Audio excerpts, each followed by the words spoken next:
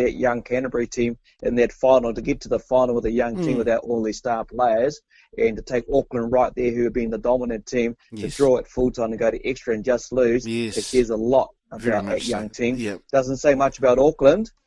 Basically, one guy who was demoralising the Canterbury team at number 8, he should have been in the All Blacks squad. For sure, absolutely. That's all it was. One big man. Absolutely. One big man. That's all it was. Completely agree. So come next year, that Canterbury team, they know what it's like to, it will be tough.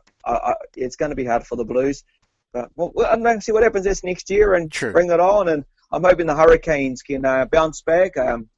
All our New Zealand franchises, Highlanders, Chiefs, we'll get out there and support all our New Zealand franchises, Super Rugby, and no doubt it'll be a dumb final, something like an Australian or South African team will pop in there out of the blue.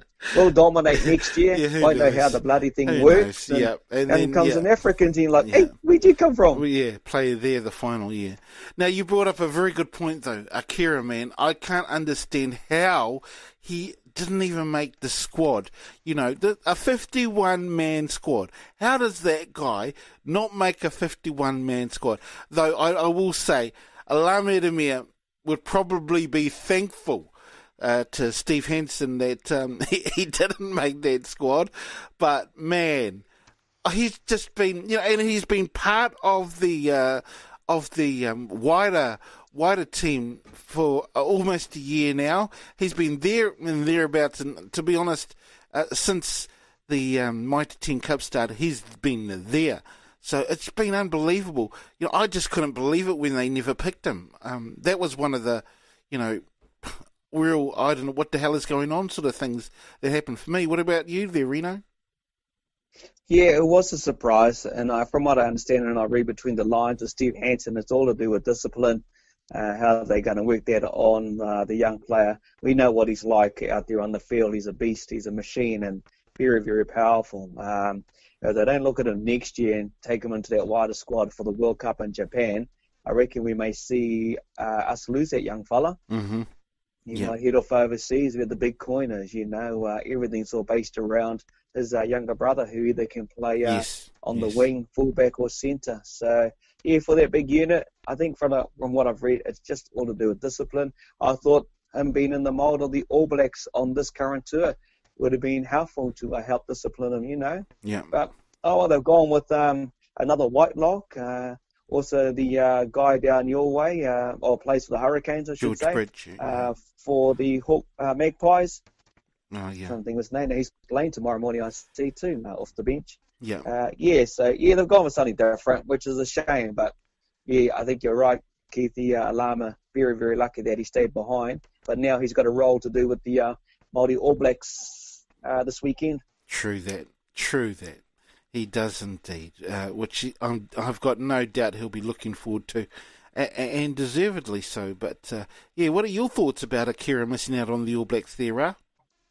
Well, some would say old shag Steve Hansen's sport for choice. As we've seen, he selected quite a big All Black squad for this tour, and a lot of them are young players as well that I think he's sort of trying to bring up for the future, whilst still maintaining a lot of those veteran ABs. But no, I think the boys in black are quite sport for choice, and good having players like that, sort of back here in Aotearoa or playing for the other rep teams, because as we know with rugby, injuries are quite prevalent nowadays. So even if you do take a big squad overseas, the nature of the game now is just so fast and so hard hitting that you do need some players that you may have to call upon. But as I say, who knows about Mr. Hansen's decision making? I think he's got a plan, and for all of Aotearoa's sake, I suppose, let's hope it works out for the big one next year.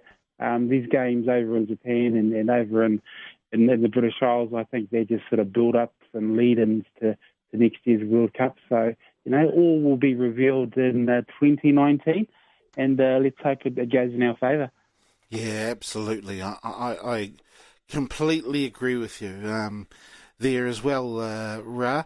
But let's turn to let's start off with the women's game, because that's the that's going to be, I suppose, the first game that will be. Is it the first game? No, we'll be watching the All Blacks game first, won't we? Yeah, All Blacks game tonight or this afternoon. Let's start off with them then, eh? Let's start off with the All Blacks against Japan. You know, basically very much a second-string team. You know, what's interesting is that I think, I would have, preferred to have them chuck in a few more of the outsiders. I mean, they did in the way of George Bridge, and it's great to get that young boy from Gisborne as well, actually. And I know his parents will be really stoked with him getting into the reserve team. So he's in the he's going to be hopefully taking the field to get his debut going tonight or today. But I would have thought that they would have chucked maybe a couple more and a couple of the newbies to maybe send some more debutants into the fray as such. What did you reckon there of his selections there, Riino? Yeah, well, you're pretty happy overall because, got 8 debutants. You touched on it earlier, the inexperienced team as well. I think the big talking point is this young kid out of Auckland, Dalton Papali'i. I tell you what, this young kid's name's going to be around for a while. He's like the mould of a modern Richie McCaw, a bit more physical, obviously. And I'm guessing they're shaping him up to be the new number 7. Yes. What does that mean for Sam Cane? Who knows? Yeah. Because he gets knocked around a fair bit, does Sammy Cane. Yeah. These injuries will be taking its toll on this young kid. Again, Sam Cane, who came through as a young kid on the Barbarians tour, didn't play at all, got the experience, and look at him now. Household number 7, whether it be for the Chiefs or for the All Blacks. But this young kid, Dalton Papali'i, exactly the same. Tyrell Lomax, Gareth Edward Evans, that's the guy I was talking about earlier. Dylan Hunt, Mitch Drummond, Brent Cameron, and also George Bridge, as you say. These young kids will get a chance, and you got Matt Proctor out there in the centres as well. So, yeah, bring it on, I would guess. Surprisingly, I thought the Japanese team would have been a lot more stronger. Okay. But, we'll see what these young kids bring. I think they'll just be overwhelmed to play in the All Black jersey. Look, it's most rugby kids' dream, to play for New Zealand with the All Black jersey. And these young fellas will take it with everything and really give it. So, yeah, bring it on, I would guess. But I suppose you can't put them all out there, eh? No, I suppose not. What do you reckon there, Al? Oh, well, as you say, Keith, great for local rugby with our connection to the AVs, and a lot of Gisborneites will be obviously tuned into their game. It's going to be huge. But look, from the Japanese perspective, by all accounts, they're quite happy that this is a young team, because I think they fancy their chances now. So it's what may be sort of quite unpredictable for us is probably going to be good for them, because I think they can feel a win coming on. And as we've seen, the local sides, the Japs have upset quite a few of the top rugby nations in the past. So this could be another victory in the bag for them, but I don't think so. I think our young baby blacks, if you can call them that, our juniors of sorts, I think they're going to go out and give it their all. And if they find their form and they get their mojo going, I think they could even put up quite a big score on the Japanese national team. It's going to be played in front of a packed house, so it's good to see it's going to be well patronised in the lead into next year's World Cup, and that's what it's all been about in terms of promoting rugby there for next year's big one. And because a lot of people are saying it's one of those games that doesn't matter. It does in terms of world rugby and promoting our sports, over there. So I think either way, I hope it's an entertaining match, and I hope it keeps the fans on their knees, because that's what it's all about. And we're going to see some young players, either make it or break it. And I think a lot of them know that, once you get that one shot of wearing an AB jersey, you need to go out there and give it your all, because that could well be your future. If you don't cut the mustard, well, then you could be sort of, back on the back burners again. Yeah, exactly. You got to take that shot. Hey, he's right there, Riino? You got to take that shot, otherwise, because it may never come again, ever. That's right. This is the opportunities for these young kids to put their hands up. You look at Vaea Fafita, He knows he's got to learn some new roles within his own gameplay. He's been given that opportunity. You got to take your head off to Dane Cole's turning down the captaincy. He was more worried about getting his game back planned. Luke Wyclot, the captain as well. So, Nani Laumaping. There's a kid that's kind of been missing out most of this year. Richie Moonga, outstanding. So there's a couple of guys. Geordie Barrett's got to kind of sort himself out from that horrible game in Wellington. Milner Scudder, let's hope he has an injury-free game. So these opportunities have given these youngsters a chance, because today, in 1 year's time, it's the Rugby World Cup final day on the 2nd of November 2019.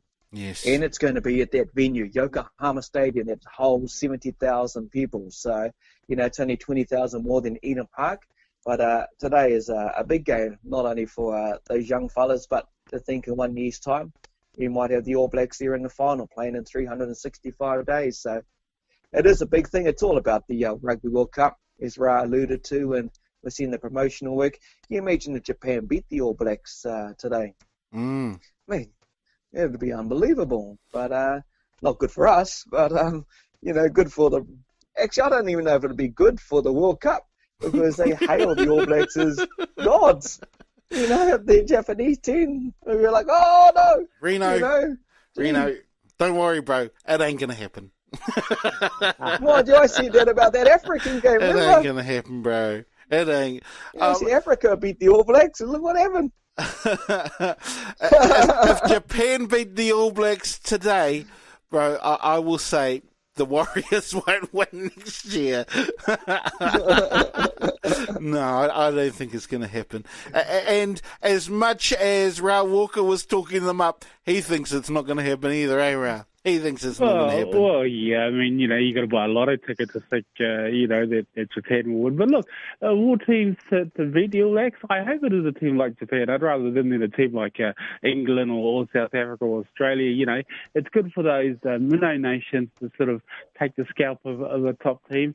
I'll be a little bit disappointed, but I won't be sort of heartbroken, because I don't mind teams like that, because you just see the joy on their faces of the players and the fans, and it boosts their rugby profile tenfold. But hey, getting back to our whanaunga Dane Coles, who has a whangara connection, I was quite surprised he turned down that captaincy, because it's quite a big deal. We know why he did it, and fair enough, but how many players get offered that role of being an All Black captain? I mean, that's one of those legacy positions that stays with you throughout the history books, and it kind of reminds me, remember those the Iron Man movies when his sidekick, I think he turned down the role because he wanted to do a movie, a singing movie, and some other guy took over the role as Iron Man's sidekick, and I bet that guy regretted it, so let's hope Dane doesn't sort of regret turning down that captaincy. Probably not. But it's one of those opportunities, you should never miss in your lifetime. Heck, I would have taken it. No, well, yeah, maybe, but I cannot completely understand why he didn't. I mean, he needs to get himself sorted. He's only just come back into the fold of things, and he's been off rugby for quite some time. Riino, I mean, he needs to concentrate more on his game rather than on the captaincy, really, though, eh? Yeah, he needs to get back into the game. You guys are right. Both of you are right. But yeah, he just got to focus on his game. Look, all he needs is another knock or something go wrong with him. That could be it. He won't be in that mould for the World Cup. So he's got a bigger picture. No doubt that would have been a very hard call for that guy to make. It was unbelievably hard, for sure. Unbelievably hard. But he just wants to focus on his performance, make sure he gets back into it. He's already accredited Cody Taylor, ahead of himself. So, that takes a lot of guts, man. Yes.